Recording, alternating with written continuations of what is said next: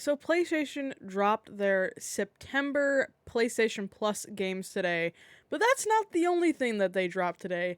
They dropped some very unexpected news that does not look good in the slightest.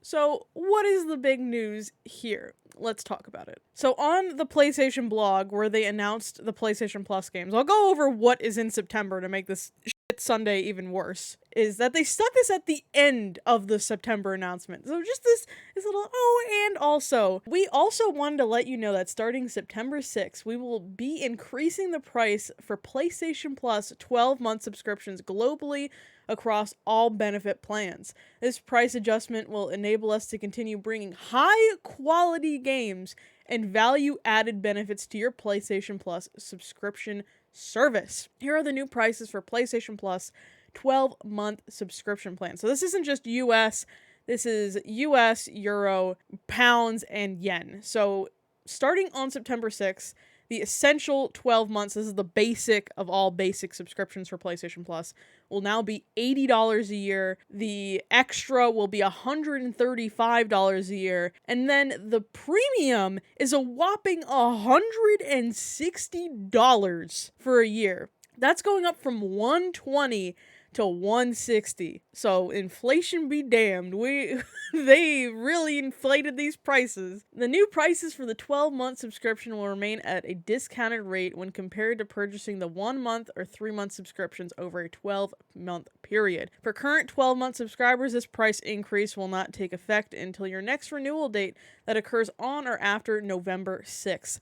However, any membership changes you make on or after September 6th, such as upgrades, downgrades, or buying additional time, will update your plan reflecting the new price. You can change or cancel your subscription at any time. Details here. So, there have already been multiple problems with PlayStation Plus. Like, everyone always says this service is disappointing, and I always agree that PlayStation Plus, compared to Xbox Game Pass, PlayStation Plus always seems like the worst deal, and always has. But this came off the announcement of the September monthly games. The premium flagship game that they're promoting for September is Saints Row. I think we all know how bad this game is. I played it myself day one. I spent the money on it. This game is horrendous. So to announce that you're getting a price change and then having this be the high quality premium games that we're putting out, and it's Saints Row. Is this a joke? Like, Sony, is this legitimately a joke? I cannot believe that they announced Saints Row. If they were going to announce a price increase, I would have pulled out some sort of extremely premium game. No, they pulled out Saints Row. They said only the finest for our subscribers here. Absolutely insane. They also have Black Desert Traveler Edition, which is an MMO, and then Generation Zero. So, as you can imagine, everyone on Twitter was not happy about this. Let me just read some of these comments here on Twitter. I love how they always say to give us more value, but end up taking more away. For example, removing PS3, PSP, Vita games, and also having months where the games are garbage and are cheap already.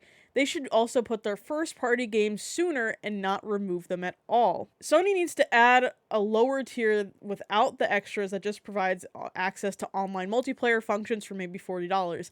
I've rarely played PS Plus games. I claimed only use the service for multiplayer. I don't know if I'll bother at 80. Maybe go PC on games I want to play online. See, unlike Game Pass, you cannot play games that just come out day one through PlayStation Plus. Because I know you're thinking of this price, Joopy, but $160 is like 3 brand new games. Okay, but you're not gonna play brand new games on PlayStation Plus. These games are always months or a year old before they hit PlayStation Plus. Let's be completely honest. You are never going to play a day one game on PlayStation Plus. So why are these games being treated like they're day one? Until Sony makes the decision to be like Game Pass and have day one games on PlayStation Plus, this is just ridiculous. Because by the time these games go on PlayStation Plus, they have already been discounted at some point. When was the last time that you saw a PlayStation Plus game on PS Plus before it received some sort of discount on PlayStation Store. And to go over the high quality games, let's go through this year alone to see what games have been on PlayStation Plus. So you have Axiom Verge 2 and Star Wars Jedi Fallen Order. Now, don't get me wrong, Star Wars Jedi Fallen Order is an extremely good game. I absolutely love that game. But this is January 2023. This game had been out since November of 2019. There is no way that this game did not receive a discount between that time frame. And then we go to February. Destiny 2 Beyond Light, Evil Dead the Game, and Ollie Ollie World. Again, no high dollar, really premium game here. Destiny 2 has been out forever. So if you're not already playing it, I don't see how this is already convincing people to go and play it. Evil Dead the Game came out as $40, I believe. Now, Evil Dead the Game came out in 2022, but this is basically a year. You're not getting these premium games until a year later. In March, it was Battlefield 2042. Great, a Battlefield game. What everybody wanted, which was also a 2021 game in 2023. April 2023, Meet Your Maker and Sackboy: A Big Adventure. Again, this game had been out forever.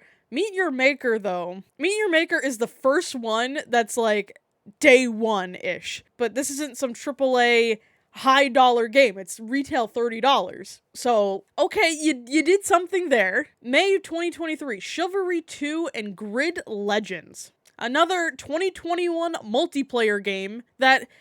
They keep adding these multiplayer games that are years old that do not have the same player base as day one. So you're just getting these older multiplayer games. June 2023, Jurassic World Evolution 2, NBA 2K23, and Trek to Yomi. A basketball game. The only people really excited for 2K23 are the die-hard basketball fans that bought it day one. You're gonna get a couple casual people to download it because, oh, okay, basketball, cool. But if you're not into basketball, that's just a waste. Finally, we got a pretty decent good game with Alan Wake Remastered. However, this game is from 2010, so it's nice to have it just in time for Alan Wake 2. And then you have Black Ops Cold War. Like, these games are not the premium I'm gonna pay $160 for experience. Even if you go back to 2022, none of these games, except for maybe Yakuza, are really jumping off the page. June of 2022 had Nickelodeon All-Star Brawl. Like, these are not the games that people are clamoring to play. Don't get me wrong, PlayStation Plus does have some good games on there, but you are not getting that day one premium experience that Xbox offers for a cheaper price. Like, I'm sorry, Sony, but Microsoft is going to keep having you beat if you keep putting these year, 2-year plus year old games as your premium forefront game. You are just going to keep losing this streaming service war. It's nice that a lot of the PS exclusive games are on there. They had the PS Plus collection, but they removed it. So look at all these good games that were on the PS Plus collection. They are capable of putting good games on this service. It's just a matter of time frame. They just cannot put these games on day one or only like a couple months after they come out. Besides like Stray and Meet Your Maker, and I think one other game, that's like the only ones they've really had as day ones. But like I said, PlayStation Plus does have good games on it. But is that worth $160 when you're not going to play all of these? You're not going to be interested in every single game on PlayStation Plus. So can you justify $160 for a collection of games when you could just wait for a discount on the PlayStation Store, or even if you have a PC, a Steam sale? Like, this price increase just makes zero sense. Unless they somehow get better games, I don't know what Sony is doing with this. As a lot of people have said in the Twitter comments, is that the price keeps increasing, but the quality keeps decreasing. I honestly agree at this point. Next month better be mind-blowing. I better see the best games ever for October, but I don't have any faith in it. And I would not be surprised if people do not renew their subscriptions to PS Plus. The only multiplayer game that I play is Overwatch, and I do have some games from the premium collection that I do play, but I don't know if 160 is worth it at this point. You'd have a better time just saving that 160, buying an Xbox Series S, and then just buying Game Pass. That is honestly worth more value than PS Plus. Logically speaking, that's just the better value. But let me know down in the comments what you think of this. Is it a justified inflation increase? Is this dumb on Sony's part? I'd love to hear all of your opinions down in the comments. I do read every single one. If you did like this video, feel free to give it a big thumbs up. Helps me out a lot. If you want to see more videos on this channel, I talk about gaming, anime, all that kind of stuff. Feel free to hit the subscribe button. And I will see you for the next video. Thank you for watching.